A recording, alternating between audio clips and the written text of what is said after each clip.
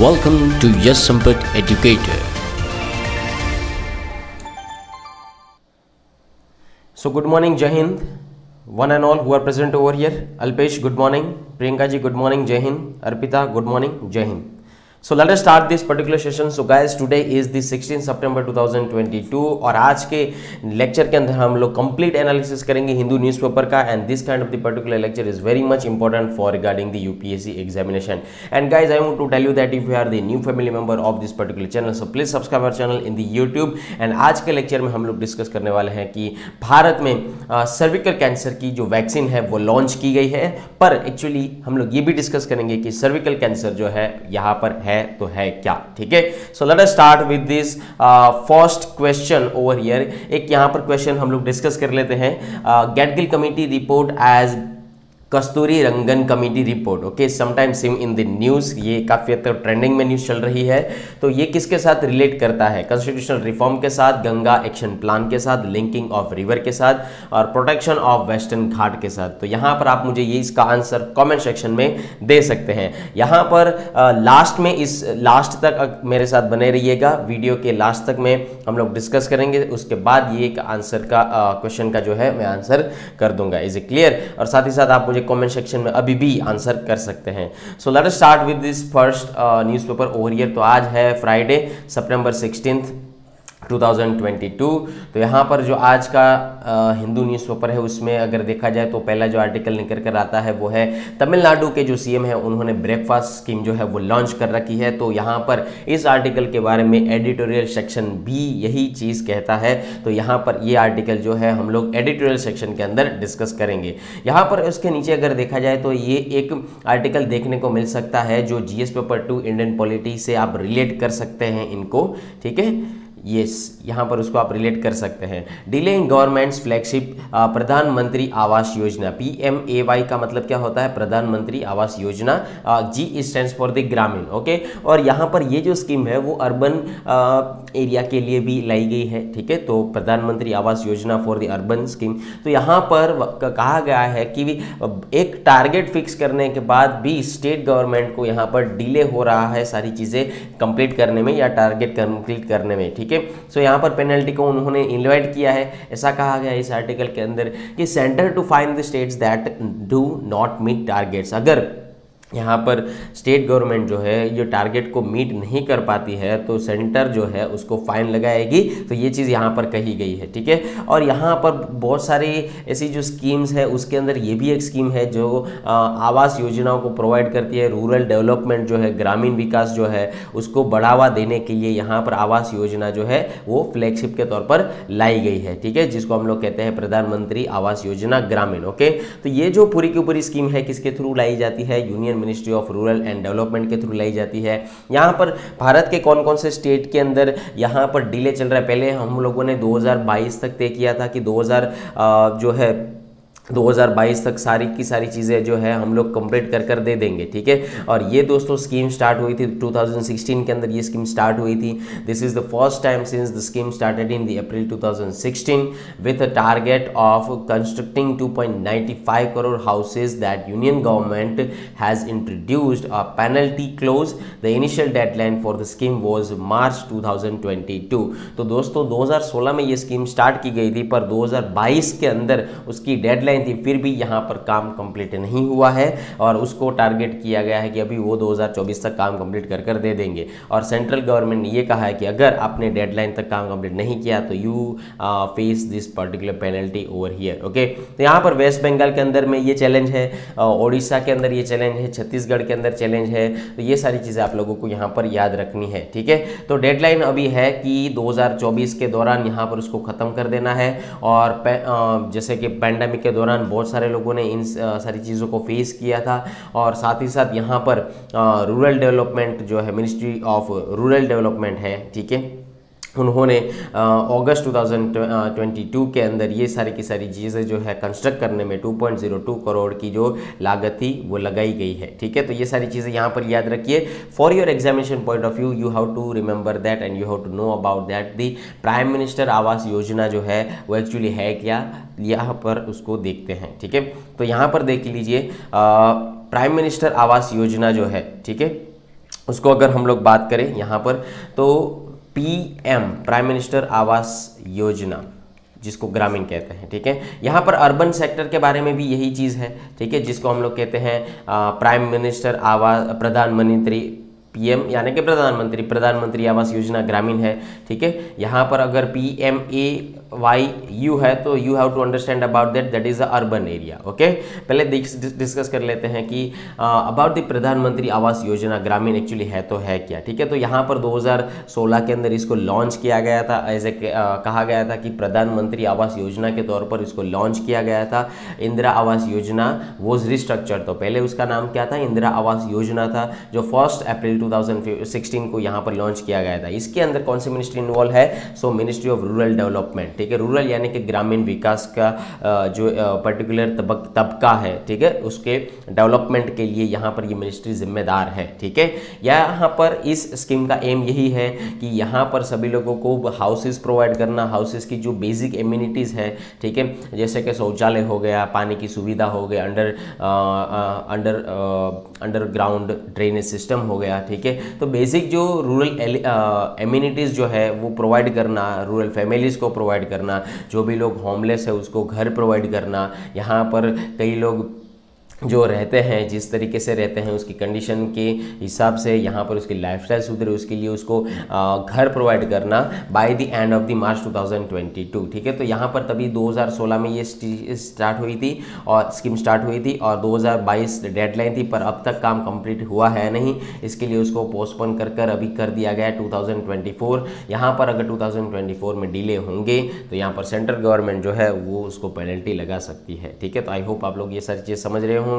और यहाँ पर बिलो BPL यानी कि क्या होता है, बिलो द पॉवर्टी लाइन, क्या होता है, to the help of below the poverty line BPL in the construction of the dwelling units and upgradation of existing unserviceable kutcha houses by providing assistance in the form of full grant, ठीक है। तो यहाँ पर grant के साथ provide किया जा सकता है, ग्रांट के साथ फुल असिस्टेंस प्रोवाइड किया जा सकता है रूरल पीपल के अंदर जो बिलो पॉवर्टी लाइन है, ठीक है, गरीबी रेखा के अंदर में जो भी आते हैं उसको यहाँ पर ये सहूलियत दी जा सकती है, ठीक है। अगर मैं यहाँ पर बेनिफिशरीज की बात करूँ तो ये कौन कौन के इसके बेनिफिशरीज होंगे, जो SC ST कम्युनिटी से बिलोंग करते हैं, जो फ्रीड बाउंडेड लेबर्स जो है या नॉन SC ST कैटेगरी से जो नहीं आते हैं वो भी यहाँ पर जो है बेनिफिट इसका ले सकते हैं, ठीक है।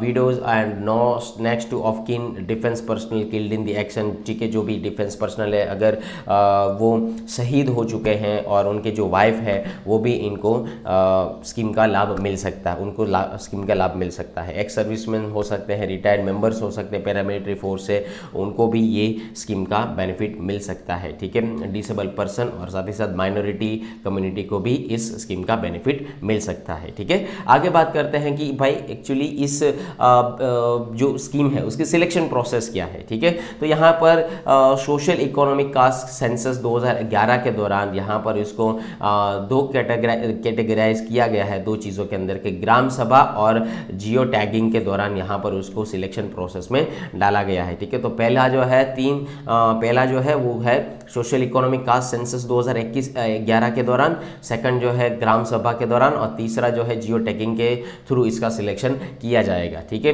अगर मैं यहाँ पर बात करूँ कि सेंट्रल और स्टेट गवर्नमेंट ने यहाँ पर किस किस तरीके का कंट्रीब्यूट किया है, को शेयरिंग किया है, ठीक है। तो सेंट्रल और स्टेट ने दोनों ने कोऑपरेट कर यहाँ पर 60-40 का जो रेशियो बनाया है, सो that is about the 60-40 about the plain areas, ठीक है, 60 और 40 अबाउट द प्लेन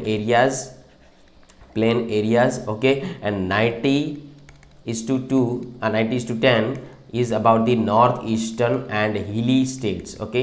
तो यहाँ पर नॉर्थ ईस्टर्न रीजन जो है उसको में अगर रूरल डेवलपमेंट करना है तो यहाँ पर उसका जो शेयर दिया गया है कोस्टिंग का वो 90:10 का यहाँ पर उन्होंने नॉर्थ ईस्टर्न और हिली स्टेट्स का यहाँ पर सारी चीज़ें दी गई है। यहाँ पर आई होप आप लोग अच्छी तरीके से समझ रहे होंगे कि प्रधानमंत्री आवास योजना रूरल क्या है, ठीक है। अभी बात करते हैं अर्बन सेक्टर के बारे में। तो यहाँ पर आप देख सकते हैं कि ये पूरा का पूरा जो इलाका है वो क्या है, अर्बन इलाका है, ठीक है। सो that is a urban area. तो उसके हिसाब से जो स्कीम निकल कर आती है वो क्या है, प्रधानमंत्री Awas Yojana urban. Is it clear? तो यहाँ पर ये देख लेते हैं कि प्रधानमंत्री आवास योजना अर्बन जो है ये किस किस के बारे में बात करती है। ठीक है, तो यहाँ पर ऑल वेदर हाउसिंग यूनिट्स, जैसे कि वहाँ पर वो वाटर प्रोवाइड करवाएंगे, किचन प्रोवाइड करवाएंगे, इलेक्ट्रिसिटी प्रोवाइड करवाएंगे, शौचालय यानी कि टॉयलेट तो प्रोवाइड करवाएंगे। दूसरा जो है वुमेन एम्पावरमेंट के बारे में बात करता है। यहाँ पर जो बेटर क्वालिटी ऑफ लाइफ जो हो सकती है अर्बन पुअर पीपल की, ठीक है, जो गरीबी रेखा के अंडर में आते हैं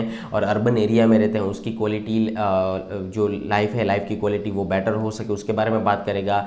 यहाँ पर सिक्योरिटी टेन्योर के बारे में बात कर सकता है और साथ ही साथ फिजिकल एंड सोशल इंफ्रास्ट्रक्चर के बारे में भी ये स्कीम जो है ये बात करती है। आई होप सो आप लोग ये सारी चीज़ समझ रहे होंगे। यहाँ पर लास्ट सबसे पहले मैंने ये एक फ़ोटो दिखाया होगा आप लोगों को, ये एक्चुअली है क्या वो हम लोग पहले डिस्कस कर लेते हैं कि ये जो फोटो था, इसका जो वीडियो था, ये गूगल के अंदर देखा जाए, यूट्यूब के अंदर देखा जाए, काफ़ी हद तक ट्रेंडिंग में था कि हमें आकाश के अंदर, ये नाइट स्काई के अंदर इस तरीके की रोशनी देखने को मिली है। ठीक है,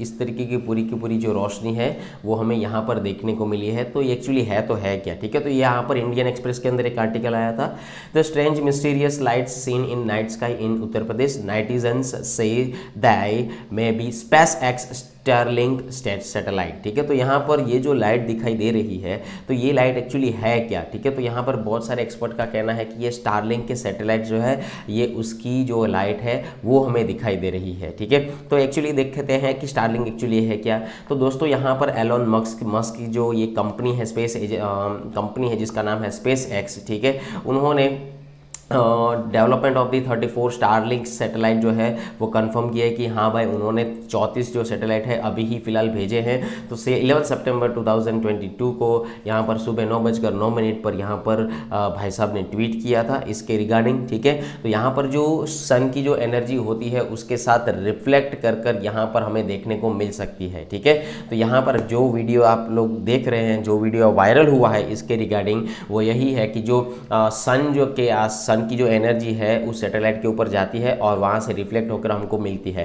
पर एक्चुअली दोस्तों क्वेश्चन ये आता है कि ये सैटेलाइट करते हैं क्या? तो ये इंटरनेट प्रोवाइड करने का काम करते हैं। यहाँ पर ये जो सैटेलाइट जो है पूरे ये घूमते रहेंगे, अर्थ, ये यहाँ पर समझ लीजिए कि ये अर्थ है, तो अर्थ के आसपास ये पूरा का पूरा चक्कर काट कर घूमते रहेंगे तो इसके सैटेलाइट्स, और ये हमें इंटरनेट प्रोवाइड करवाएंगे। पर यहाँ पर इस इंटरनेट को प्रोवाइड करने के लिए एक चीज़ चाहिए, that is called the adapter. क्या चाहिए? एडेप्टर चाहिए। पर भारत के पास इस एडेप्टर का अभी यहाँ पर विकल्प है नहीं, तो ये चीज़ आप लोगों को याद रखनी है। भारत को इस एडेप्टर की कोई परमिशन अभी मिली नहीं है। ठीक है, तो इंटरनेट मिलने के लिए हमें एडेप्टर चाहिए और एडेप्टर हमारे पास है नहीं, हमें उसकी परमिशन अभी है नहीं। ठीक है, तो ये सारी चीज़ें यहाँ पर आप लोग समझ सकते हैं।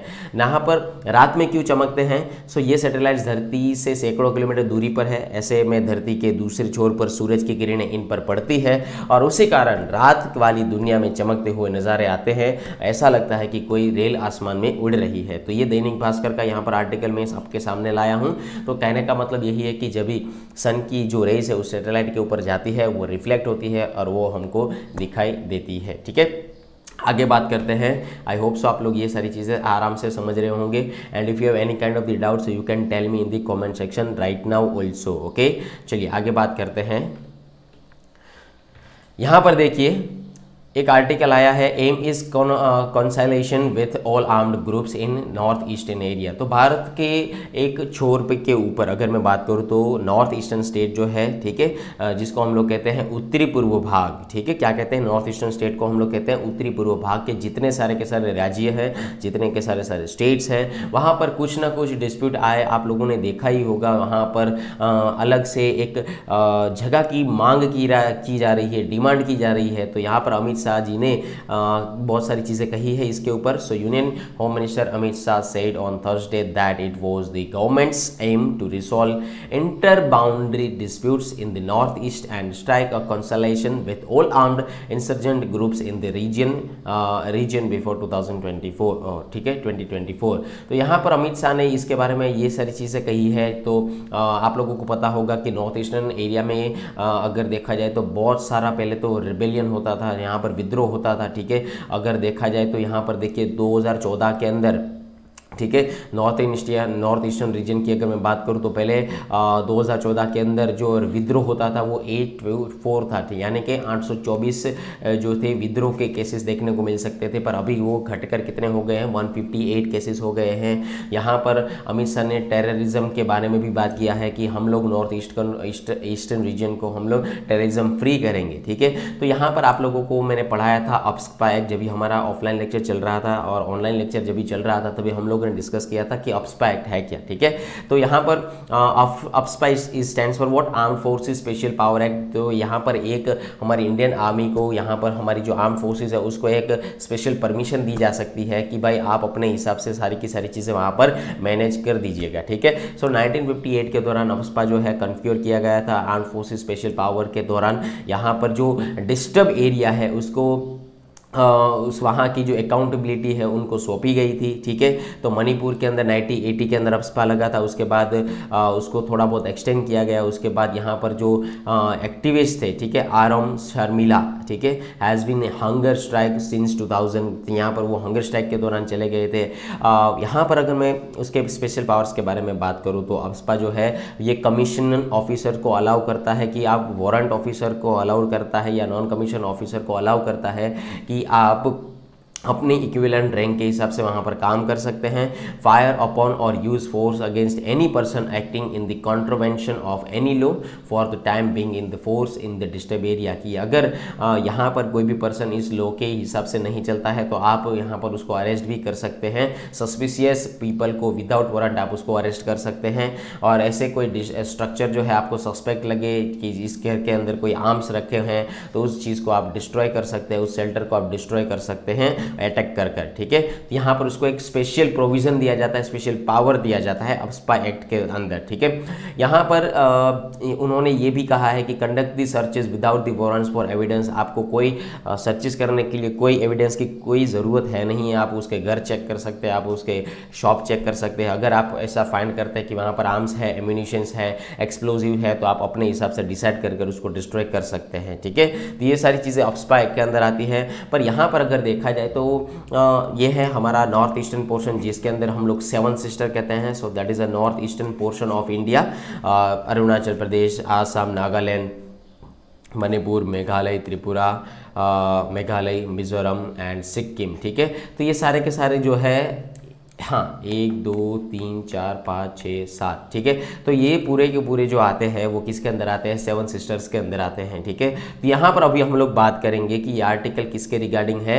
तो यहाँ पर हम लोगों ने 1-2 दिन पहले ही एक नागालैंड के बारे में डिस्कस किया था कि नागालैंड के लोगों को, नागा के लोग जो है नागा, उन लोगों को एक अलग से जगह चाहिए जो थोड़ी बहुत आसाम की होती है, थोड़ी बहुत अरुणाचल प्रदेश की होती है। इस तरीके से वो पूरा का पूरा मैप निकल कर आता था, ठीक है। और थोड़ी बहुत मणिपुर की होती है। तो यहाँ पर नागालैंड के जो नागा है वो उसको बाद में उस जगह को नागालिम डिक्लेयर करेंगे, ठीक है। आगे डिस्कस करते हैं कि ये जो आप मैप देख रहे हैं यहाँ पर नॉर्थ ईस्टर्न रीजन जो है भारत देश के लिए इतना इंपॉर्टेंट क्यों माना जाता है वो हमें पहले अच्छी तरीके से ध्यान रखना है। क्यों हम इतना फोर्स कर रहे हैं नॉर्थ ईस्टर्न रीजन को संभालने के लिए। जी हाँ, ये भारत का तो हिस्सा है पर इतना इंपॉर्टेंट क्यों है उसका हमें इंपॉर्टेंट समझना है। तो यहाँ पर देखिए हमारा जो नेबर कंट्री है जैसे कि नेपाल है, जैसे कि चाइना है, भूटान है, यहाँ पर म्यांमार है, यहाँ पर बांग्लादेश है, ठीक है।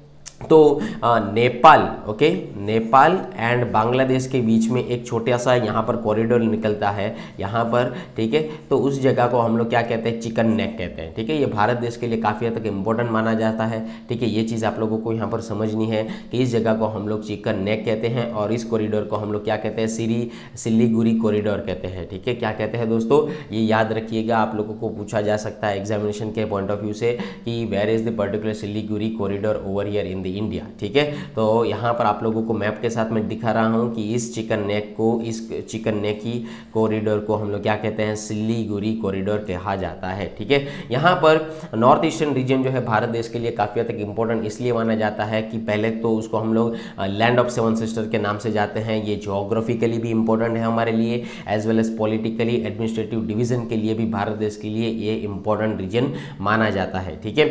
यहाँ पर अगर मैं बात करूँ कि साइको जियोग्राफी और इको क्लाइमेटिक कंडीशन के हिसाब से यहाँ पर जो भारत जो है उसका फ्लोरा एंड फोना जो है, ठीक है, वो वहीं से चलता है। यहाँ पर अगर देखा जाए इस मैप के अंदर तो जो इंडिया है, ठीक है, तो ये इंडिया का नॉर्थ ईस्टर्न पोर्शन है। ये इंडिया का क्या है दोस्तों, नॉर्थ ईस्टर्न पोर्शन है। तो नॉर्थ ईस्टर्न पोर्शन हमारे पास होने की वजह से ही हम लोग कनेक्ट कर सकते हैं ईस्टर्न रीजन को।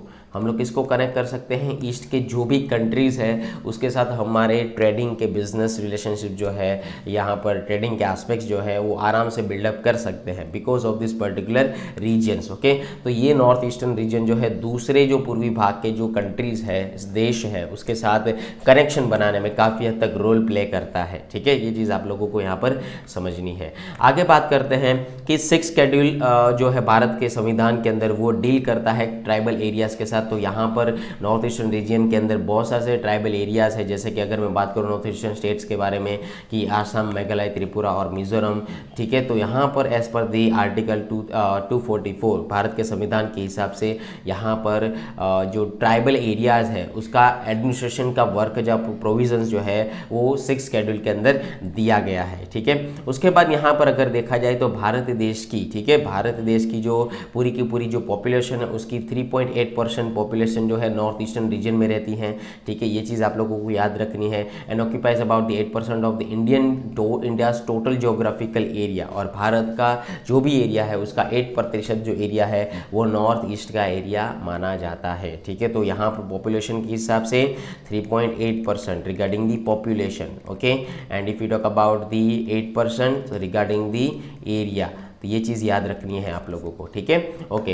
एंड सिलीगुड़ी कॉरिडोर जैसे यहाँ पर मैंने आप लोगों को दिखाया था, ठीक है, चिकन नेक जो है वहाँ, यहाँ that is a chicken neck. Okay, तो इस जगह पर जो कॉरिडोर आया है उसको हम लोग क्या कहते हैं दोस्तों, सिलीगुड़ी कॉरिडोर कहते हैं। तो ये जो सिलीगुड़ी कॉरिडोर जो है ये एक नैरो स्ट्रिप से गुजरता है regarding the land in the West Bengal. ठीक है, तो ये चीज़ आप लोगों को याद रखनी है।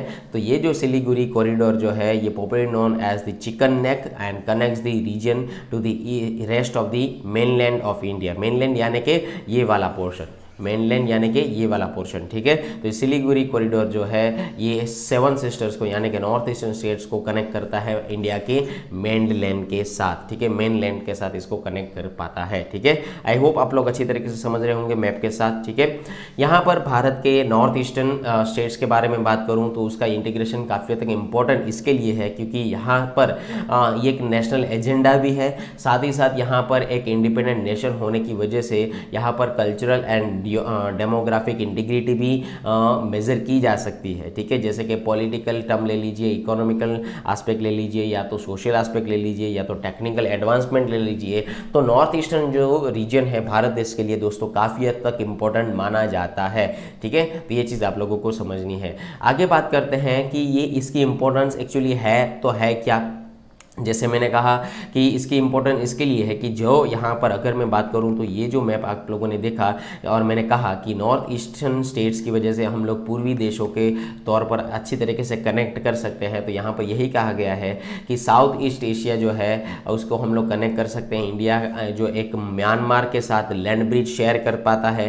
ठीक है, India's land bridge to the Myanmar वो शेयर कर पाता है। और इंडियाज़ एक्ट ईस्ट पॉलिसी के हिसाब से अगर मैं बात करूँ तो यहाँ पर इंडिया ईस्ट एंगेजमेंट जो है वो काफ़ी हद तक बढ़ पाता है। ठीक है, तो इसके लिए स्ट्रेटेजिक सिग्निफिकेंस है, स्ट्रेटेजिक इंपॉर्टेंस मानी जा सकती है। साथ ही साथ कल्चरल इंपॉर्टेंस भी है, जैसे कि यहाँ पर 200 ट्राइब्स रहती है। कितनी ट्राइब्स रहती है, करीब करीब नॉर्थ ईस्टर्न रीजन के अंदर करीब करीब 200 ट्राइब्स रहती है। ठीक है, तो यहाँ पर उसका लैंग्वेज अलग है, भाषाएं अलग है, रीत रिवाज अलग है, खान पान अलग है। तो इसकी वजह से कल्चरल डेमोग्राफिक भी यहाँ पर देखने को मिल सकता है। यहाँ पर पॉपुलर फेस्टिवल इंक्लूड किए जाते हैं जैसे कि Hornbill festival for the Nagaland and Pang Lhabsol for the Sikkim. तो ये चीज़ आप लोगों को पूछी जा सकती है regarding the art and culture also. ठीक है, तो ये यहाँ पर याद रखिएगा। और दोस्तों एक मैं पॉजिटिव पॉइंट की बात ये कर सकता हूँ कि यहाँ पर नॉर्थ ईस्टर्न रीजन जो है भारत का वो डाउरी फ्री जोन माना जाता है। ठीक है, जहाँ पर डाउरी ले नहीं जाती है। ठीक है, सो डाउरी फ्री जोन माना जाता है जो काफ़ी हद तक अच्छी इम्पैक्ट डाल सकता है हमारे भारत देश की पॉजिटिविटी के ऊपर। ठीक है, यहाँ पर आसाम के अंदर जो एक बिहू डांस है काफ़ी हद तक फेमस है। ठीक है, आप लोगों को मैंने बताया था बिहू 3 तरीके का होता है। हर साल जो है बिहू 3 टाइम आता है। ठीक है, आसाम के अंदर, ये चीज़ याद रखिएगा। उसके बाद मणिपुर का जो एक ट्रेडिशन है कि वो नेचर की पूजा करते हैं, ठीक है। यहाँ पर जैसे कि स्काई हो गया, यहाँ पर जैसे कि पशु पक्षी हो गए, एनिमल हो गए, यहाँ पर जैसे कि पेड़ पौधे हो गए, रिवर हो गए, तो ये नेचुरल रिसोर्सेज जो है उसकी ये वर्शिपिंग करते हैं, पूजा करते हैं और उसको अच्छी तरीके से एंजॉय करते हैं। उसी चीज़ को कहा जाता है उमंग, उमंग लाई, उमंग लाई जिसको कहा जाता है। क्या कहा जाता है दोस्तों? उमंग लाई, ठीक है। तो इसको याद रखिएगा। Is it clear? चलिए, ये जो है फेस्टिवल एक किसका है? मणिपुर का है। आगे बात करते हैं कि नॉर्थ ईस्टर्न रीजन जो है, ठीक है, यहाँ पर ये आप देख सकते हैं, ये है हमारा प्यारा सा भारत और ये है हमारा इंडिया का पूरा मैप और यहाँ पर है north eastern region. North eastern region के इस जगह पर हम लोगों ने देखा that is called the chicken neck Siliguri corridor over here, okay. यहाँ पर कल्चरल सिग्निफिकेंस तो है, स्ट्रेटेजिक सिग्निफिकेंस तो है ही है, पर इकोनॉमिकल सिग्निफिकेंस भी है। जैसे कि नॉर्थ ईस्टर्न रीजन जो है भारत का, ठीक है, वो सबसे ज़्यादा प्रोडक्शन करता है टॉट का। अगर आपको टॉट पूछा जाए तो यहाँ पर इसका मतलब क्या हुआ? टी, ऑयल और टिम्बर, ठीक है। टी, ऑयल एंड टिम्बर, ठीक है। तो ये चीज़ याद रखिएगा, T, oil and the timber. आगे बात करते हैं कि यहाँ पर ये जो रीजन है काफ़ी हद तक नेचुरल रिसोर्सेज के हिसाब से टॉट की खेती कर सकता है, तो यहाँ पर हमें इकोनॉमिकली बेनिफिट होता है। साथ ही साथ यहाँ पर 50,000 megawatt hydro electric power project को इन्फ्लुएंस किया गया है, उसका पोटेंशियल बढ़ाया गया है, जो एक अल्टरनेटिव चीज़ हो सकती है हमारे फ्यूल्स के रिगार्डिंग, ठीक है। साथ ही साथ इकोलॉजिकल इंपॉर्टेंस भी है। जैसे कि अगर मैं बात करूं तो नॉर्थ ईस्टर्न रीजन जो है उसका, इंडो बर्मा का जो नॉर्थ ईस्टर्न रीजन जो है वो एक दूसरे के साथ बायोडाइवर्सिटी हॉटस्पॉट के तौर पर सामने आते हैं। They represents one of the highest avian and plant biodiversity of the Indian sub continent over here. तो यहाँ पर बहुत सारे से बियर के स्पीसीज भी मिलते हैं आप लोगों को।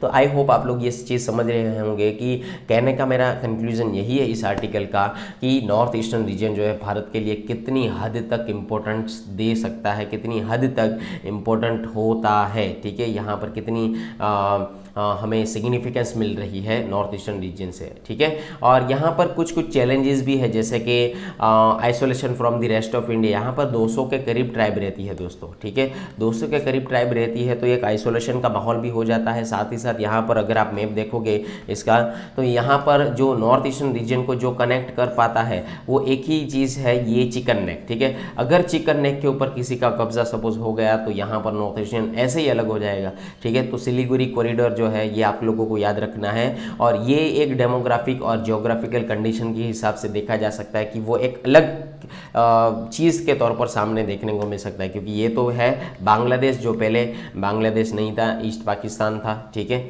तो हम लोग भी क्या कहते हैं, बांग्लादेश कहते हैं। ये सारी चीज़ें समझनी है, ठीक है। यहाँ पर चैलेंजेस के बारे में अगर मैं और ज़्यादा बात करूँ, ठीक है, तो यहाँ पर physical location of the north eastern states make it imperative that they develop in the consonance with their neighbours also. यहाँ पर ब्रह्मपुत्रा जो रिवर, इधर से अगर देखा जाए तो ब्रह्मपुत्रा जो रिवर है उसका पाथ दोस्तों यहाँ से निकल कर यहाँ पर इस तरीके से जाता है बे ऑफ बंगाल के अंदर, ठीक है। तो that is a path of the Brahmaputra. तो उसकी वजह से यहाँ पर नॉर्थ ईस्टर्न स्टेट्स के अंदर यहाँ पर क्या आती है, बाढ़ आ जाती है, फ्लड आ जाता है, लैंडस्लाइड होती है बैरक वैली के अंदर, जो कि बैरक वैली कहाँ की है, आसाम की है, ठीक है। तो कहने का मतलब यही है कि यहाँ पर बेनिफिट भी है, पर पॉजिटिविटी भी है, साथ साथ नेगेटिविटी भी है। जैसे कि कुछ चैलेंजेस भी है, नेगेटिविटी तो हम नहीं कह सकते, that is a particular challenge जो नॉर्थ ईस्टर्न के जो स्टेट्स है वो इसको फेस करते हैं, ठीक है। आगे बात करते हैं कि दूसरा यहाँ पर ये एक है कि पहाड़ी इलाका है, यहाँ पर लोग इतने अवेयर नहीं है इसके रिगार्डिंग, ठीक है। तो यहाँ पर इंफ्रास्ट्रक्चर जो है उसकी बहुत ज़्यादा कमी देखने को मिल सकती है, जैसे कि रोडवेज नहीं है, वाटरवे नहीं है, एनर्जी ट्रांसमिशन की बात नहीं हो पा रही है, सोशल इंफ्रास्ट्रक्चर जैसे कि एजुकेशन इंस्टीट्यूट की वहाँ पर कमी देखने को मिल सकती है, हेल्थ फैसिलिटीज़ इतनी प्रोवाइड नहीं की जा रही है जितनी होनी चाहिए। तो ये सारे के सारे वहाँ पर चैलेंजेस हैं जो ह्यूमन डेवलपमेंट और उसके इकोनॉमिक ग्रोथ के सामने आते हैं, ठीक है, उस पर्टिकुलर रीजन के अंदर।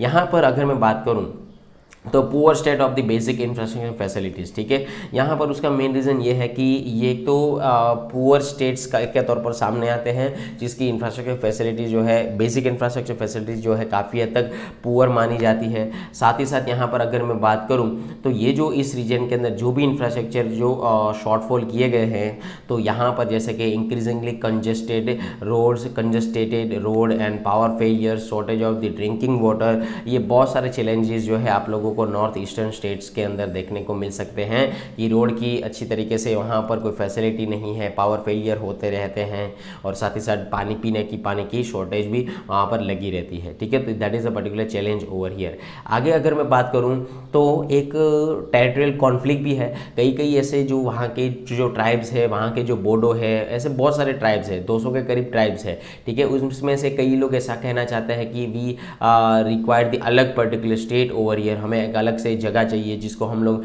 जैसे कि नागालैंड का हम लोग ने डिस्कस किया था कि वो लोग क्या कहते हैं कि हम लोग इसको नागालैंड के तौर पर सामने लाएंगे, ठीक है।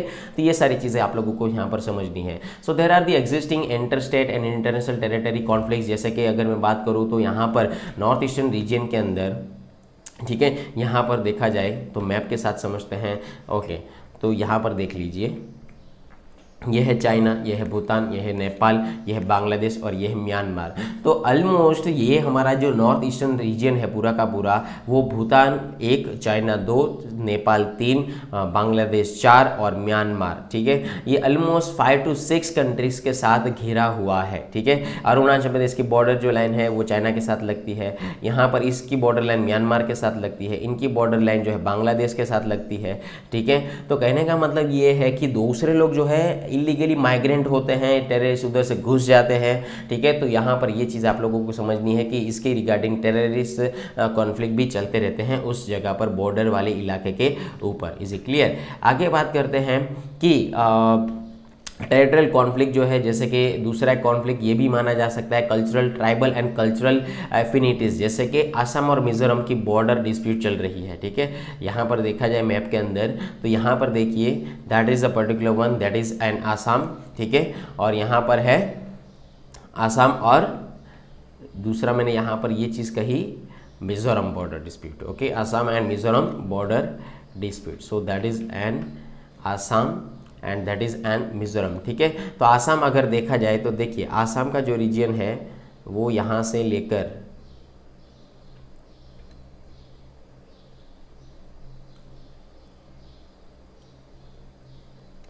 यहाँ पर आप जो मार्किंग में कर रहा हूँ उसको आप अच्छी तरीके से ऑब्जर्व कर सकते हैं।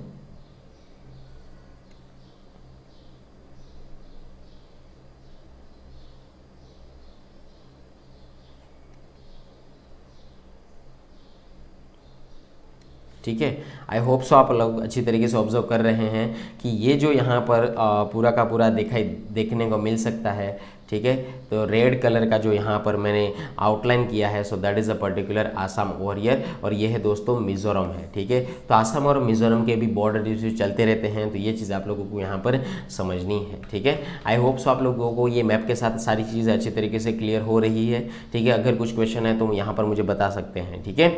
आगे बात करते हैं कि insurgency and the political issues. यहाँ पर पॉलिटिकल इश्यूज़ भी देखने को मिल सकते हैं, जैसे कि सम इंसर्जेंट ग्रुप जो है, जैसे कि ULFA, okay, United liberation front of Assam, और दूसरा है ATTF ने, हाँ, all Tripura tiger forces, okay. उसके बाद दूसरा है national socialist council of Nagaland, NSCN, ठीक है। जैसे हम लोगों ने 1-2 दिन पहले डिस्कस किया था, NSCN में 2 तरीके की कैटेगरी सेपरेशन हुआ था, एक तो है और दूसरा है IM, ठीक है। तो ये चीज़ याद रखिएगा, ओके। उसके बाद पीपल्स लिबरेशन आर्मी। तो यहाँ पर पॉलिटिकल इश्यूज भी चलते रहते हैं, उसकी वजह से पॉलिटिकल पार्टीज अपने अपने हिसाब से पॉलिटिकल वेपन्स को यूज करते हैं। So that is called the terrorism in the political weapon and is often the result of the accumulated anger due to the political, economic and social causes over here, okay. I hope so आप लोग अच्छी तरीके से ये सारी की सारी चीज़ें समझ पा रहे हैं, ठीक है। आगे बढ़ते हैं।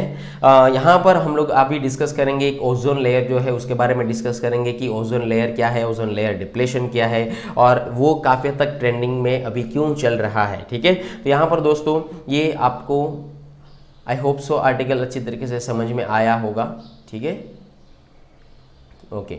अभी नेक्स्ट आगे बढ़ते हैं। एक नेक्स्ट आर्टिकल के ऊपर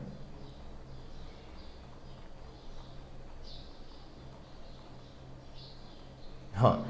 सो दोस्तों 16 सितंबर जो कि फ्राइडे है, ठीक है, वहाँ पर आज का जो दिन है उसको हम लोग क्या कहते हैं, वर्ल्ड ओजोन डे के तौर पर उसको सामने रखते हैं और उसको सेलिब्रेट भी करते हैं, ठीक है। So saved ozone, save nature, step ahead for green nature, ठीक है। तो ये सारी चीज़ें यहाँ पर कही गई है। अभी पहले डिस्कस कर लेते हैं कि ओजोन लेयर जो है उसके बारे में क्या क्या चीज़ें हो सकती है रिसर्च पॉइंट ऑफ व्यू से, जो काफ़ी हद तक आपकी एग्जामिनेशन से इंपॉर्टेंट मानी जा सकती है, ठीक है। तो यहाँ पर जो पहले आर्टिकल आया था उसको देख लीजिए कि does tropical ozone hole exist, क्या यहाँ पर ओजोन डिप्लेशन होने की वजह से क्या यहाँ पर होल बन चुका है, ठीक है, ये उसके बारे में कहा गया था। तो यहाँ पर एक्सपर्ट ने ये बहुत अपनी जो राय है वो दी है कि tropical ozone hole is about 7 times larger than Antarctica and it appears across all the season, ठीक है। ये कोई भी सीजन हो वहाँ पर वो होल दिख ही रहा है, ठीक है। तो यहाँ पर सबसे पहले समझ लेते हैं कि ओजोन लेयर एक्चुअली है तो है क्या। तो यहाँ पर उसका ऑक्सीजन का फॉर्मेशन है, ये एक स्पेशल फॉर्म ऑफ ऑक्सीजन है, ठीक है। ऑक्सीजन के अंदर O2 होता है पर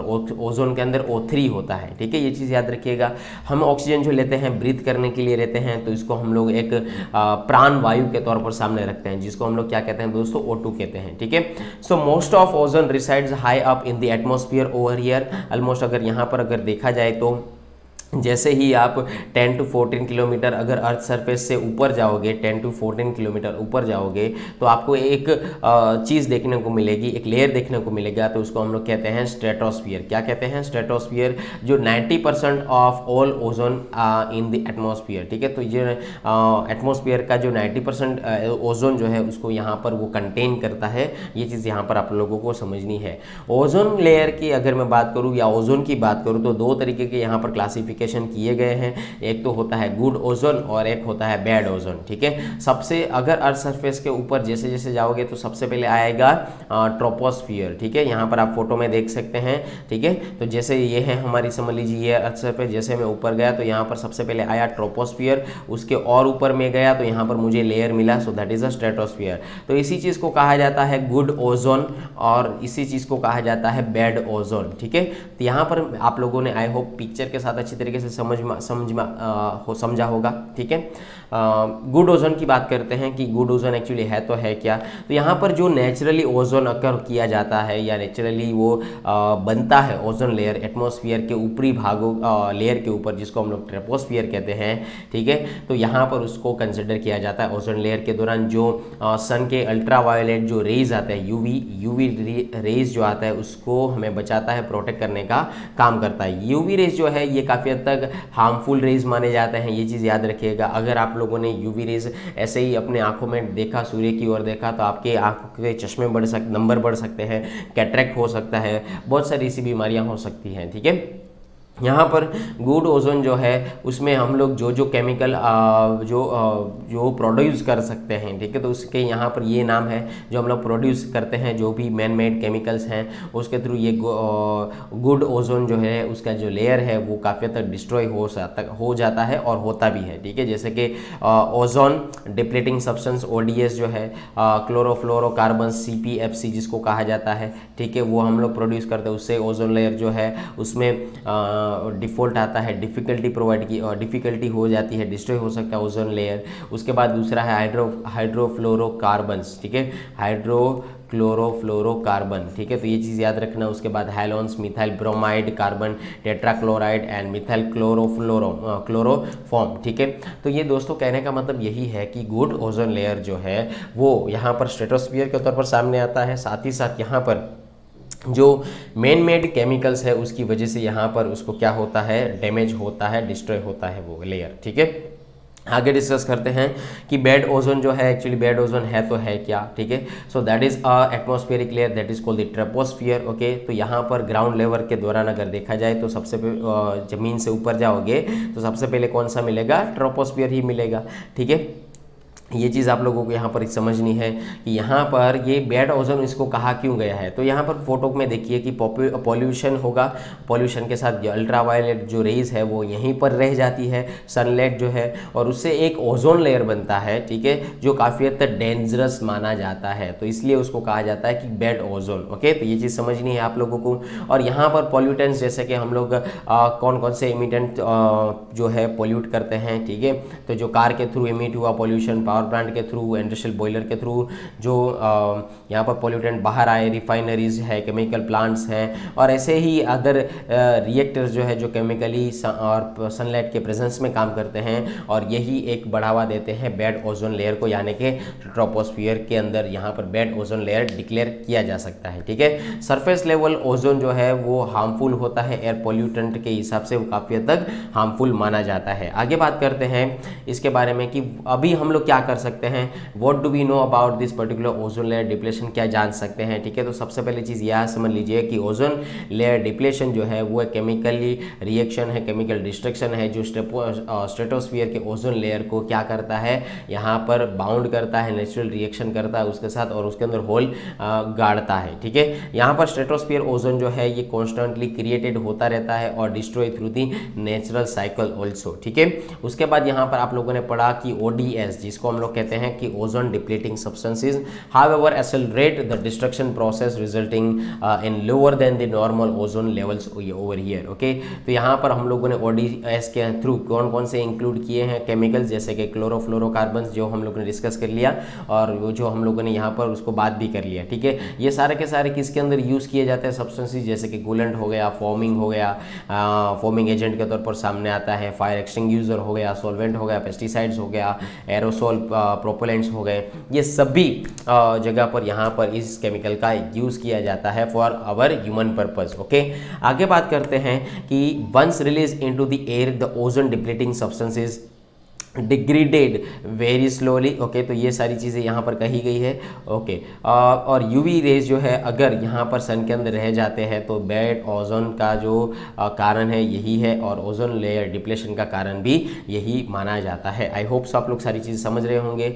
यहाँ पर अगर चलो समझते हैं कि डिप्लेशन होता है तो उसका अफेक्ट क्या होता है, तो ह्यूमन लाइफ के ऊपर अफेक्ट होता है, so on the human health और ह्यूमन लाइफ ऑल्सो अफेक्ट करता है। जैसा कि अगर आप लोगों ने यूवी रेज को डायरेक्टली देखा तो आपको आंखों के अंदर कैटरेक्ट डेवलप हो सकता है, आपके आंखों के लेंस के ऊपर एक बादल छा सकता है, तो ये सारी चीज़ें हो सकती है। साथ ही साथ यूवी रेज जो है ये नॉन मेलानोमा स्किन कैंसर हो सकता है। ठीक है, यूवी रेज से क्या हो सकता है, नॉन मेलानोमा स्किन कैंसर भी होता है, and plays a major role in the malignant melanoma development over here. ठीक है, तो दोस्तों यहाँ पर मैं इतनी सारी चीज़ें डिटेल में इसीलिए बता रहा हूँ कि आप आराम से घर पर बैठकर नोट्स बना सके। ठीक है, यहाँ पर साथ ही साथ ह्यूमन लाइफ और ह्यूमन हेल्थ को तो डैमेज हो ही रहा है, पर साथ ही साथ यहाँ पर प्लांट्स को भी डैमेज हो रहा है, जैसे कि उसकी साइकोलॉजिकल डेवलपमेंट प्रोसेस होती है वो उसके अंदर रेडिएशन अफेक्ट होते हैं, यूवी रेज अफेक्ट होता है, इसकी वजह से उसकी जो डेवलपमेंट प्रोसेस है वो रुक जाती है।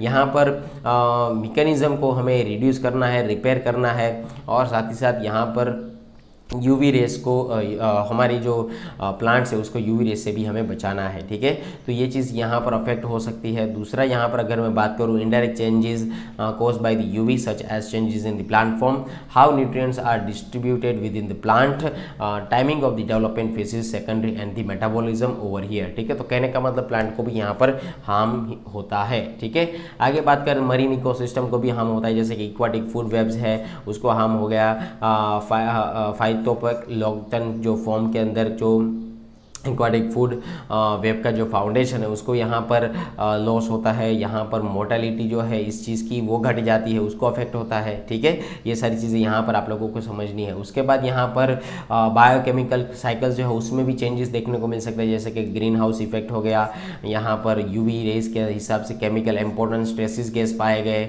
बायोकेमिकल साइकिल्स जो है एक्वाटिक की वो चेंज हो गई, तो बहुत सारे इश्यूज यहाँ पर देखने को मिल सकते हैं regarding this particular deflation. Okay, और साथ ही साथ मटेरियल में भी यहाँ पर कमजोरी देखने को मिल सकती है, यहाँ पर डिप्लेशन होने को देखने को मिल सकता है, जैसे कि सिंथेटिक पॉलीमर जो है, नेचुरल अकरिंग बायोपॉलीमर जिसको हम लोग कहते हैं, ठीक है। So as well as some of the other materials are commercially interest are adversely affected by the UV radiation over year, ठीक है। तो ये यूवी रेडिएशन से सबसे ज़्यादा अफेक्ट होने वाले मटेरियल्स है सिंथेटिक पॉलीमर ओवर ईयर, ठीक है। आई होप आप लोग ये सारी चीज़ें अच्छी तरीके से समझ रहे होंगे।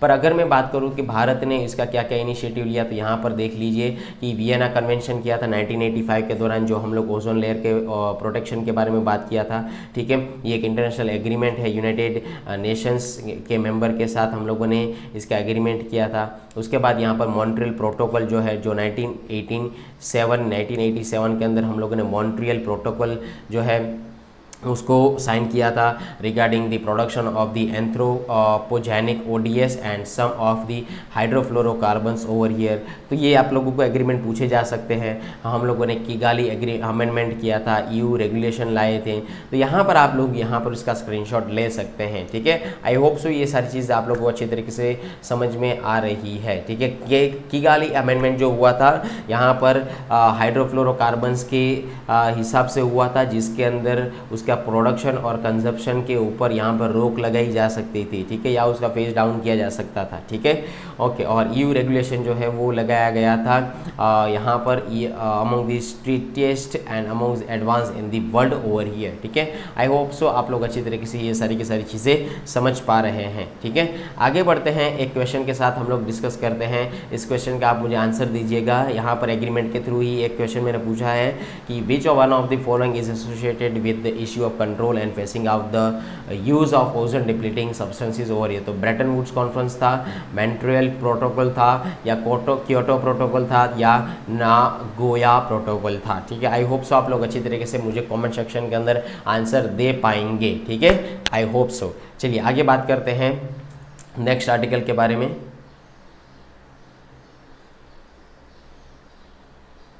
Late us move on the next one.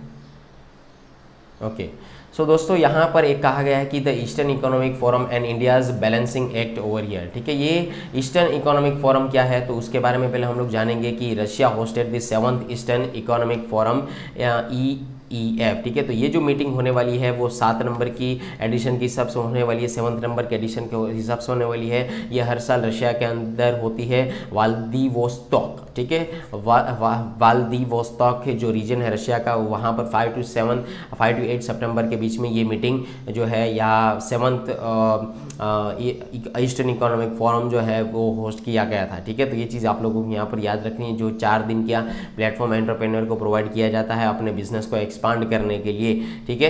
तो ये चीज़ आप लोगों को यहाँ पर याद रखनी है। अगर मैं बात करूँ तो ये ईस्टर्न इकोनॉमिक फोरम है तो है क्या एक्चुअली, तो वो उसको 2015 के अंदर एस्टेब्लिशमेंट किया गया था। उसके यहाँ पर कुछ जो चीज़ें मैं कहना चाहूँगा, तो ये चीज़ आप लोग यहाँ पर समझ सकते हैं कि ईस्टर्न इकोनॉमिक फोरम, ठीक है। ईस्टर्न इकोनॉमिक फोरम जो है ये चीज़ समझ लीजिए कि हर साल रशिया के व्लादिवोस्तोक रशिया के अंदर होता है, ठीक है। इंटरनेशनल फोरम जो है ये EEF कहा जाता है, जो ये हर साल ये व्लादिवोस्तोक रशिया के अंदर इस चीज़ को ऑर्गेनाइज करता है, फोरम को ऑर्गेनाइज करता है। 2015 सितंबर के महीने के अंदर ही इसको यहाँ पर क्या किया गया था, एस्टेब्लिश किया गया था, फार ईस्टर्न फेडरल यूनिवर्सिटी इन दी व्लादिवोस्तोक, ओके। तो ये चीज़ याद रखिएगा, जो सपोर्ट करते हैं इकोनॉमिक डेवलपमेंट को of the Russia's far east over here, okay. साथ ही साथ अगर मैं बात करूं तो इस फोरम के जो स्पॉन्सर्ड है वो है रॉस्को ग्रेस, ओके। तो ये चीज़ याद रखिएगा। So organising committee appointed by the Roscoe Grace over here, ठीक है। ये फोरम जो है ये एक्चुअली कौन कौन सी चीज़ों के बारे में बातचीत करता है कि वर्ल्ड इकोनॉमी के बारे में बातचीत करेगा, रीजनल इंटीग्रेशन के बारे में बातचीत करेंगे, डेवलपमेंट फेसेस के बारे में बातचीत करेंगे, new industrial development and technological sector के बारे में बातचीत की जाएगी, और भारत देश जो है साथ ही साथ दूसरे कंट्री जो है किस तरीके से ग्लोबल जिसको फेस करते हैं, और आज के दौरान रशिया जो है, रशिया यूक्रेन वॉर होने के बाद रशिया किस तरीके से ग्लोबल चैलेंजेस को फेस करता है, उसके बारे में यहाँ पर ईस्टर्न इकोनॉमिक फोरम में बात की जाएगी। आप लोगों को मैं बता दूँ, ईस्टर्न इकोनॉमिक फोरम जो है that is held by the Russia, okay. जो इंडिया भी उसका क्या है, मेंबर है। IEF का मेंबर कौन है, इंडिया भी है। पर एक और से और देखा जाए तो एक होता है international economic framework, wait, okay, यहाँ पर आप लोगों को मैं दिखा सकता हूँ।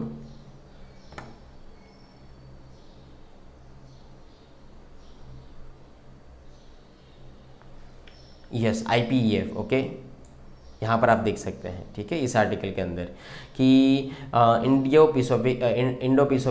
Indo Pacific economic framework, okay, तो IPEF, Indo Pacific economic framework, IPEF, ठीक है, तो ये that is held by the US, okay, और इंडिया भी इसका मेंबर है। तो यहाँ पर आप लोगों को समझ में आ सकता है कि इंडिया की जो सिचुएशन है वो एक सैंडविच के दौरान हो सकती है, फिर भी इंडिया जो है वो दोनों को साथ लेकर चल रहा है, ठीक है। और यहाँ पर जो रशिया की आइडियोलॉजी है और US की आइडियोलॉजी है, इन दोनों के बीच में 36 का आंकड़ा है, ठीक है।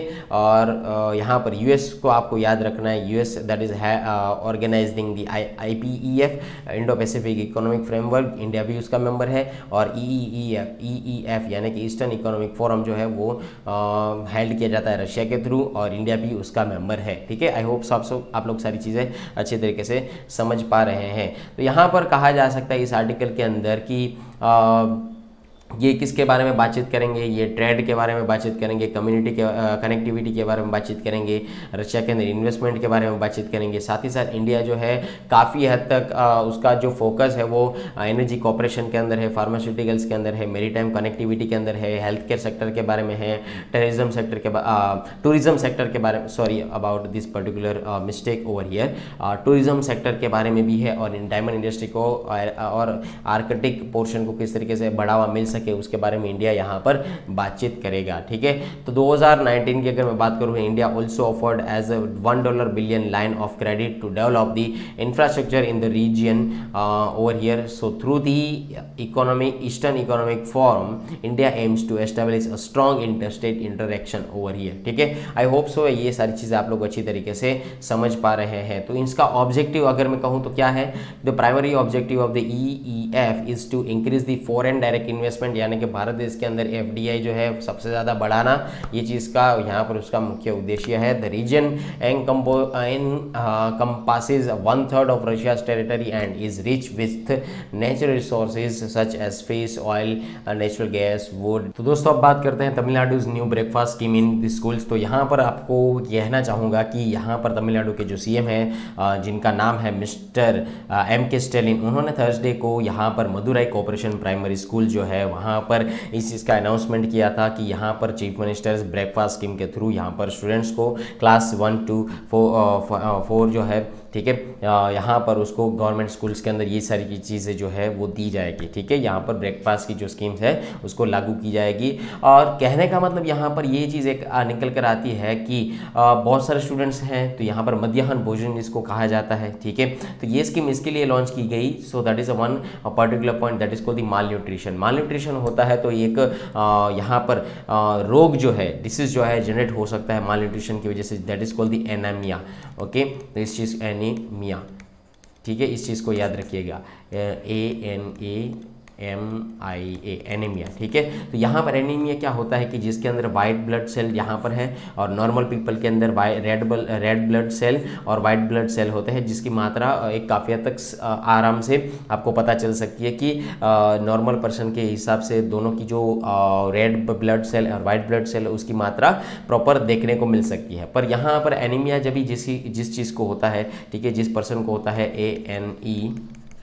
ANEMIA, एनीमिया जिस पर्सन को होता है, यहाँ पर मैं आपको बता दूं कि उसके अंदर रेड सेल की जो मात्रा है यहाँ पर वो काफ़ी तक कम हो जाती है, ठीक है, एनीमिया की। तो यहाँ पर सबसे पहली चीज़ समझ लेते हैं कि एनीमिया जो है वो एक्चुअली है तो है क्या, ठीक है। तो यहाँ पर it is a condition in which the number of red cells or the oxygen carrying capacity is insufficient, ठीक है। तो यहाँ पर रेड सेल जो है जिसके अंदर हम लोग कहते हैं कि इसका यहाँ पर ये चीज़ कमी हो गया, यहाँ पर वो चीज़ कमी हो गया, तो यहाँ पर जो आपकी से रेड सेल्स जो है वो यही काम करते हैं, जो ऑक्सीजन एक जगह से दूसरी जगह पहुँचाने के लिए ये काम करते हैं, ठीक है। ऑक्सीजन जो है एक जगह से दूसरी जगह पहुँचाने का काम बॉडी के अंदर कौन काम करता है, वही काम करते हैं रेड सेल्स, ठीक है। तो ये चीज़ याद रखिएगा। तो यहाँ पर साइकोलॉजिकल जो नीड्स होती है उसको यहाँ पर मीट नहीं कर पाती है। यहाँ पर एज के हिसाब से, सेक्स के हिसाब से, अल्टीट्यूड के हिसाब से, स्मोकिंग और प्रेगनेंसी के हिसाब से यहाँ पर दिक्कत हो सकती पॉसिबिलिटी है, ठीक है। ये चीज़ याद रखिएगा, जैसे जैसे आपकी एज बढ़ेगी सेक्शुअल प्रोसेस के अंदर या अल्टीट्यूड जैसे आप हाई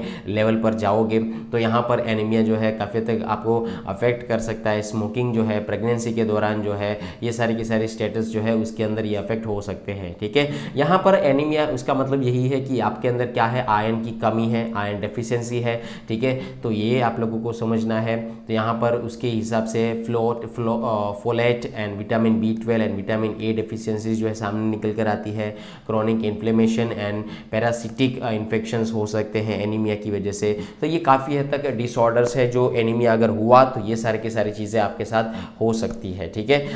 सेवरल फॉर्म की अगर मैं बात करूँ तो fatigue associated with fatigue, weakness, dizziness and drowsiness, ये सारे के सारे जो यहाँ पर एस्पेक्ट्स हैं वो आपको अफेक्ट कर सकते हैं, ठीक है। काफ़ी हद तक प्रेग्नेंट वुमेन और चिल्ड्रन के अंदर ये माल न्यूट्रिशन की समस्या यानी कि एनीमिया जो है उसकी समस्या देखने को मिल सकती है। तो यहाँ पर सबसे मेन इंपॉर्टेंट चीज़ ये आप लोगों को समझनी है कि according to the national family health survey 2019 और 20 के अगर किया गया तो सबसे ज़्यादा जो एनीमिया पाया गया वो भारत की महिला हैं और भारत के जो चिल्ड्रन है उसके अंदर पाया गया था, ठीक है। यहाँ पर अगर मैं इस इंपॉर्टेंट आर्टिकल के बारे में बात करूँ तो यहाँ पर कहा जाता है कि according to the world health organization WHO, यहाँ पर उसके थ्रू एक डेफिनेशन डिक्लेयर की गई है कि अगर हेमोग्लोबिन जो है, ठीक है, तो जो रेड ब्लड सेल है उसको हम लोग क्या कहते हैं कि हेमोग्लोबिन ही कहते हैं। और हेमोग्लोबिन क्या करते हैं, ऑक्सीजन जो है आपको प्रोवाइड करने का काम करता है। जैसे कि मुझे शरीर को बॉडी को मुझे क्या चाहिए, ऑक्सीजन चाहिए,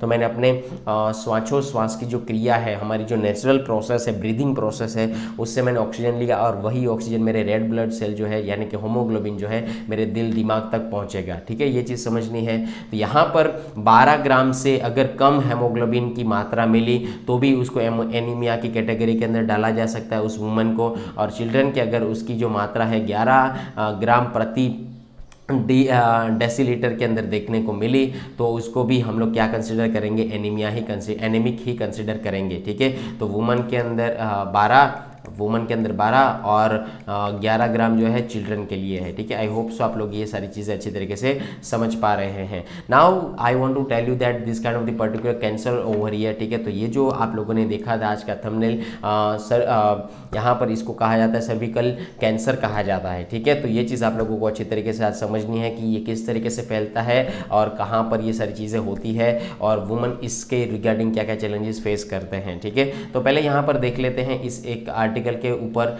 यहाँ पर हिंदू न्यूज़पेपर में इस तरीके का आर्टिकल तो नहीं आया है, पर यहाँ पर जो दूसरे न्यूज़पेपर है उससे मैंने ये कटिंग यहाँ पर उठाया है और उससे ये आर्टिकल हम लोग आज डिस्कस करने वाले हैं, ठीक है। ओके, तो आज के लिए हिंदू न्यूज़पेपर में यहाँ पर एक ये आर्टिकल बिजनेस सेक्शन में आया था कि Fitch cuts FY23 India growth outlook at to 7% on the high inflation. तो अभी जुलाई मंथ के अंदर 6.71% इन्फ्लेशन 71% इन्फ्लेशन था जो बढ़कर अभी 7% हो चुका है। आई होप सो आप लोग ये सारी चीज़ें अच्छी तरीके से समझ पा रहे हैं, ठीक है। So Fitch cuts FY23 India growth outlook to 7% on high inflation. Now let us discuss about the cervical cancer over here. तो यहाँ पर आप फोटो देख सकते हैं। तो यहाँ पर ये जो है सर्विकल कैंसर, ये यूट्रस के अंदर जो यहाँ पर पाथ है वेजिना से अगर हम लोग यहाँ पर देखा जाए तो पाथ है, तो यहाँ पर ये जो है ये स्प्रेड हुआ कैंसर है, ठीक है। तो जो वुमन इन चीज़ों को फेस करते हैं, ठीक है। तो जो ये पता कभी चलता है कि यहाँ पर उसके कुछ स्टेजेस है, ठीक है। That is a normal cervix, उसके बाद स्टेज 1 अर्ली स्टेज में पता चलता है। तो यहाँ पर पता चल जाता है कि ये सारी की सारी सिचुएशन यहाँ पर इस तरीके की है। तो यहाँ पर वेजिना का जो अगर डायग्राम यहाँ पर देखा जाए, ठीक है, तो दैट इज कॉल्ड दी सेल्यूकम व्यू, ओके। तो यहाँ पर इस तरीके को देखने को मिल सकता है। जैसे जैसे सिचुएशन खराब होती जाएगी तो आप लोगों को इस तरीके से देखने को मिल सकता है और वुमन सबसे ज़्यादा पेन यहाँ पर फील कर पाते हैं, ठीक है। सो that is called the cervical cancer over here, ठीक है। तो सर्विकल कैंसर की यहाँ पर भारत देश ने एक इंडिजीनियसली वैक्सीन जो है सबसे पहले भारत ने यहाँ पर लॉन्च की है। 2 तरह की वैक्सीन लॉन्च की है, ठीक है। तो एक तो है सर्वावैक, ओके, ये चीज़ याद रखिएगा। एक तो है Cervavac. So this particular vaccine develop by the Serum Institute of India SII, okay, has recently acquired market authorization from the DGCI, stands for what, Drugs Controller General of India. Okay, so it is India's first quadrilateral human papilloma virus vaccination. तो यहाँ पर ये जो सारी की सारी चीज़ें जो है कि ये किसकी वजह से होता है, HPV की वजह से होता है. ठीक है, तो HPV का फुल फॉर्म क्या है यहाँ पर हम लोगों ने डिस्कस किया, human papilloma virus vaccination. Okay, तो ये है India's first quadrivalent human papilloma virus vaccination over here. So that is design to protect the woman from the cervical cancer over here. सबसे पहली चीज समझ ले जानते हैं कि सर्विकल कैंसर एक्चुअली है तो है क्या. ठीक है, तो cervical cancer is a prevalent sexually transmitted infection. तो सेक्सुअली ये जब भी प्रोसेस होती है, सेक्सुअल प्रोसेस होती है, तो उसके दौरान ये ट्रांसमिट होता है और उसकी वजह से ये कैंसर जनरेट हो जाता है. यहाँ पर वजीना का जो पाथ है उसके आसपास ये पूरा का पूरा ये जो कैंसर है वो अपना चीज़ें जो है फैलाने लगता है. ठीक है, तो यहाँ पर उसके जो वायरसेस है वो फैलने लगते हैं, इन्फेक्शन होने लगता है.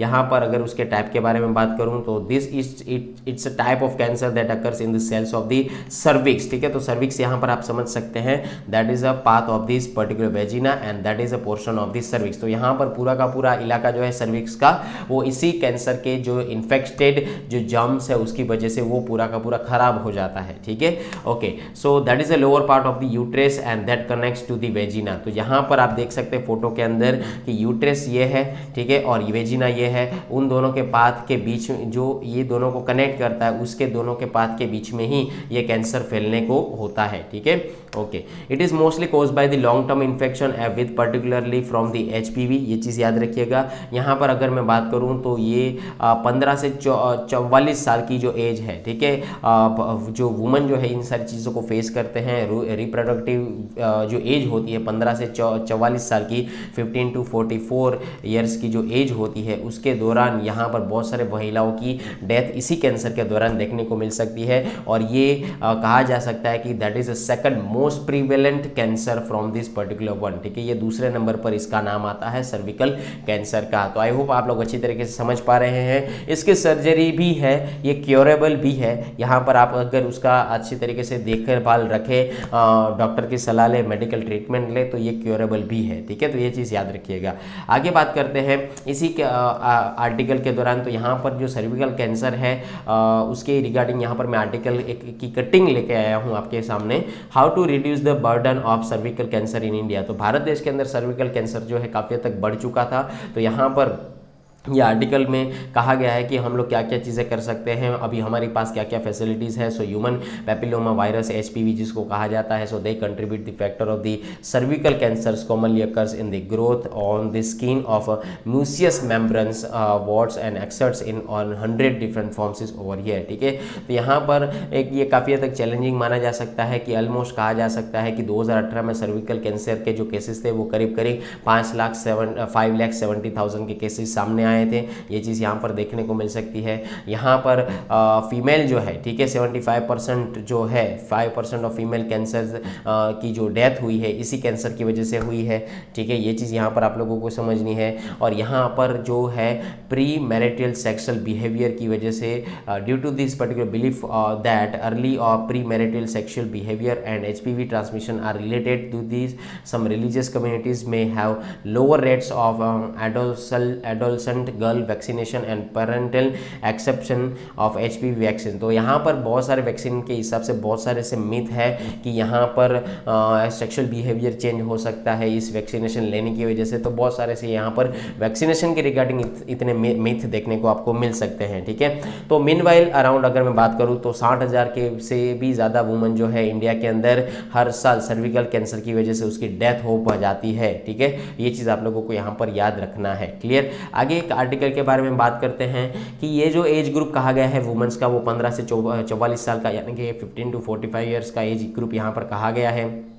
ठीक है, यहाँ पर ये सीरियस कैंसर भी माना जा सकता है. Prevention is more effective when the person receive the serious of doses before the becoming the sexual active. Okay, तो जो भी पर्सन है, अगर जो भी वुमन है जब भी सेक्सुअल एक्टिव होती है तो उसको पहले से अगर पता चल जाता है तो ये सारी चीज़ें जो है आगे बढ़ने में हमें उसको क्योर कर सकते हैं, आगे बढ़ने में उसको हम लोग प्रिवेंट कर सकते हैं, क्योर कर सकते हैं. ठीक है, तो ये सारी चीज़ आप लोगों को यहाँ पर समझनी है. साथ ही साथ यहाँ पर मैं कहना चाहूँगा कि ये जो ग्लोबल बर्डन है वो काफ़ी हद तक इंक्रीज़ हुआ है और उसको डिक्रीज़ करने के लिए यहाँ पर ये आर्टिकल सामने लाया गया है और ये किस तरीके के जो मिथ है उसको यहाँ पर रिसॉल्व किया जा सके, यहाँ पर पेरेंटिंग किया जा सके, वैक्सीनेशन किया जा सके उन सारी गर्ल्स का, वुमेंस का, तो ये सारी चीज़ें इसके अंदर कहा गया है। आई होप ये सारी चीज़ें आप लोग अच्छी तरीके से समझ पा रहे हैं। सो यहाँ पर उसकी जो वैक्सीनेशन की सिग्निफिकेंस की अगर मैं बात करूँ तो ये नई वैक्सीन जो आई है उसका नाम दूसरा है VLP। So it's based on the VLP virus like the particles that is called the hepatitis B। Similarly उसके हिसाब से ये एक वैक्सीनेशन जो होती है वही है एंड ये गर्ल्स को क्या प्रोटेक्शन प्रोवाइड करते हैं, ये वेजिना के अंदर इंजेक्ट किया जाता है। और अगर यहाँ पर देखा जाए इस डायग्राम के अंदर तो यहाँ पर जो इस वैक्सीनेशन होगा किस तरीके से वैक्सीनेशन होगा, तो यहाँ पर मशीन के थ्रू वेजिना के अंदर यहाँ पर इंजेक्ट किया जाएगा, यहाँ पर वैक्सीनेशन जो है इस इलाके के अंदर इंजेक्ट किया जाएगा और यहाँ पर ये सारी की सारी चीज़ें जो है वो क्योर की जा सकती है। ठीक है, तो यहाँ पर इस आर्टिकल में ये सारी चीज़ें बात की गई है। अगर यहाँ पर मैं बात करूँ तो ये इसके जो इफेक्टिव अगेंस्ट द 4 स्ट्रेन जो है इस वायरस के वो है टाइप 6, 11, 16 एंड 18 है। यहाँ पर वो कार्डिवेलेंट वैक्सीन जो है ये वैक्सीन ये वर्क करती है कि जो इम्यून रिस्पॉन्स करती है इन अगेंस्ट दी 4 एंटीजेंस। ठीक है, तो यहाँ पर अगर आपको इन्फेक्शन हुआ है तो उसको यहाँ पर एंटीबॉडी दिया जा सकता है। माइक्रो ऑर्गेनिज्म जो है ठीक है इस वायरसेस के वो इससे अफेक्ट होते हैं और वो आपको क्योर करने में हेल्प करते हैं ये वैक्सीनेशंस। ओके, आई होप आप लोग अच्छी तरीके से समझ पा रहे होंगे and that's it for this particular article. दोस्तों आई होप आप लोग अच्छी तरीके से समझ रहे हैं, नोट्स अच्छी तरीके से बनाए हैं एंड आई होप ये सारी की सारी चीज़ें जो है आप लोग तक पहुंच पा रही है। ठीक है, so that's it for this particular session. I hope you all are enjoy this particular session over here, and if you are preparing for the defense examination like the combined defense services, air force command admission test, national defense academy, INET, group X and Y, territorial army, and if you are also preparing for the IBPS clerk, IBPS PO, IBPS RRB, SBI clerk, SBI PO, RBI grade B, so don't worry, batches launched by the Yes Sampat Educator over here. So what are you waiting for guys? Just call on 9773230619 and online platform is available over here. Okay, so यहाँ पर ये सारी की सारी चीज़ें जो है आप अच्छी तरीके से पढ़ाई कीजिए and if you are the new family member of this particular channel so please subscribe our channel in the YouTube, link is available in the description and guys I want to tell you that Google form is also available in the description where you can fill your queries, where you can fill your requirements over here. Okay, and यहाँ पर जो भी मैंने आज के question पूछे हैं उसको आप अच्छी तरीके से समझिए और कॉमेंट सेक्शन में मुझे आंसर कीजिए। आप लोगों का मुझे इंतजार रहेगा, आपकी कॉमेंट्स का मुझे इंतजार रहेगा और कुछ भी डाउट है तो मुझे कमेंट सेक्शन के अंदर पूछ सकते हैं। ठीक है, regarding this particular examination and regarding this particular questions oriented subjects also. Okay, so thank you, जय हिंद। मिलते हैं नेक्स्ट लेक्चर के दौरान, तब तक के लिए बाय बाय।